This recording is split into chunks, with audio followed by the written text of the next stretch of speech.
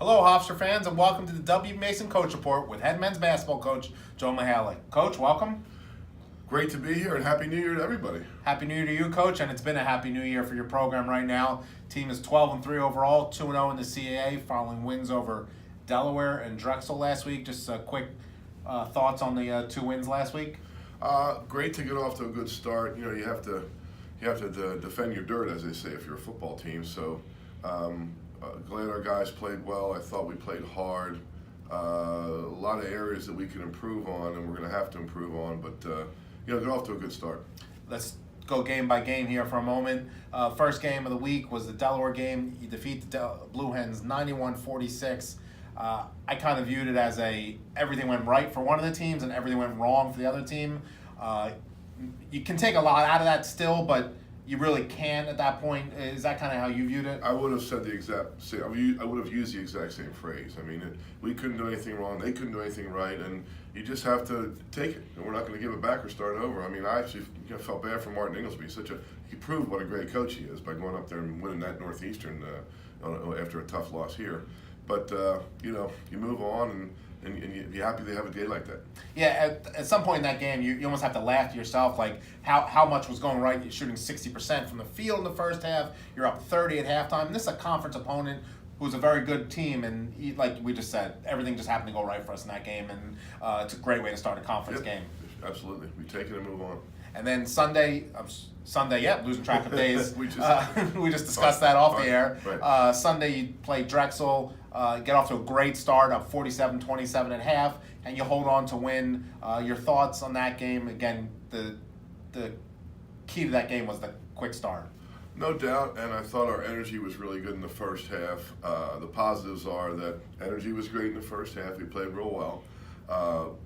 The Drexel cut it to 6, and we kept our poise, kept our composure, and in a way won the game twice. The negatives are that we just we didn't have the energy that you need to have. You got to play 40 minutes, and we didn't have the energy that you need, especially on the defensive end that second half, and it almost came back to bite us. Yeah, in that Drexel game, you were exceptionally good for probably about 30 minutes. And like you just talked about, there's about a 10-minute stretch where you're not great. But you said, perfect word, the poise there, especially down the stretch when you got pushed. That's going to happen in conference. These teams know everybody so well. How important was that poise late to show you something for maybe down the stretch, whether it's this week or in February? Yeah, and I'll point to our non-conference schedule for the reason that we've developed this poise. We had some tough games where we had to play good down the stretch. Whether it was at Marshall, at VCU, at Maryland, we had a couple here where we had to play good down the stretch.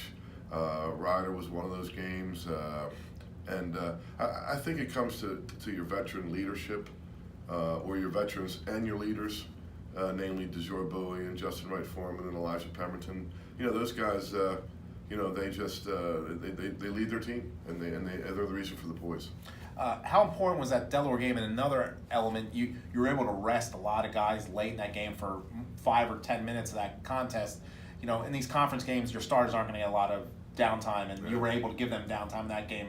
That's going to be key as the season moves on, isn't it? Yeah, I think so. I mean, it is about physically managing your guys. I mean, it's tough when you have a guy like Justin Wright Foreman. You can't get him out of the gym. You just can't keep him out of the gym, and you got to remind him every once in a while, take care of your body and don't overdo it. But it is good to be able to do that. And 2 games in 3 days, I'm very opposed to that, but it's what we do. It's what our league does. Let's talk about 2 of the guys you just recently mentioned, Justin Wright Foreman and DeJour Bowie. Let's take DeJour Bowie at first. Maybe playing the best basketball of his career right now, probably over the last about 6 weeks. Double-doubles in 2 of his last 3 games. What have you seen from him over the last month that has really shown something that has elevated his game to where he is right now?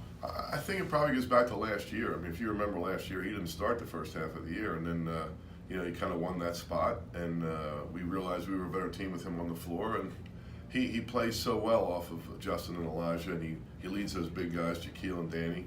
Now it's Tariq and Stafford in there too. So he has a confidence about him. He's got a great basketball IQ, and he's got that swag that you want your point guard to have.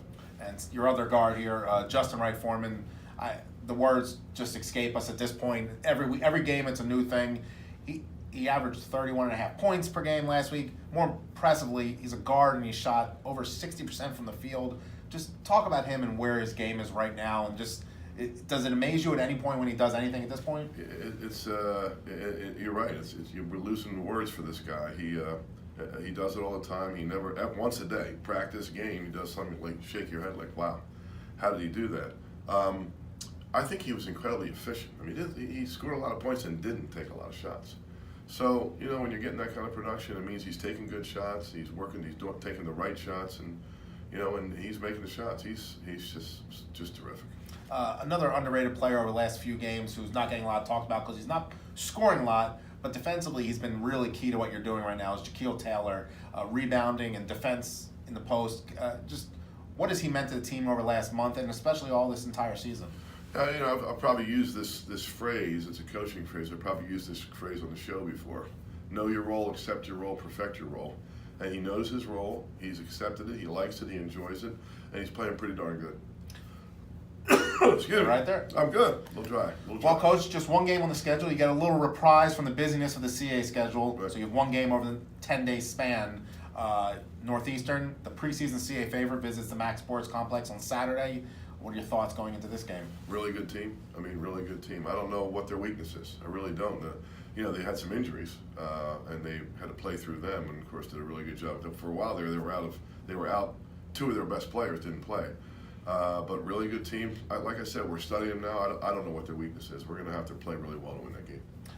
Is there keys to the win you've been able to pinpoint yet, or is it you still reviewing everything? Well, they're a really good defensive team. OCS was the defensive player of the year last year, so we're going to have to figure out a way to score. And then Pusicha is as good a point guard as there is. We just raved about the Bowie, and part of the charm with Dejura, he's a pure point guard, and Pusicha is too. So we're going to have to figure out a way to keep him from making his team so good. And Coach, the Hofstra Ticket Office is building on your win streak. So win streak's at 9 in a row right now for your team. Right.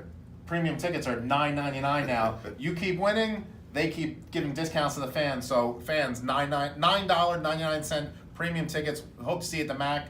Coach, we thank you for joining us, and we wish you good luck this week. Sure, yeah. Come on out Saturday. It's going to be a great game. Great time, 4 o'clock in the afternoon on Saturday. You got all day to do whatever you have to do with your kids, and you have your nighttime to go out to dinner, and it should be a great game.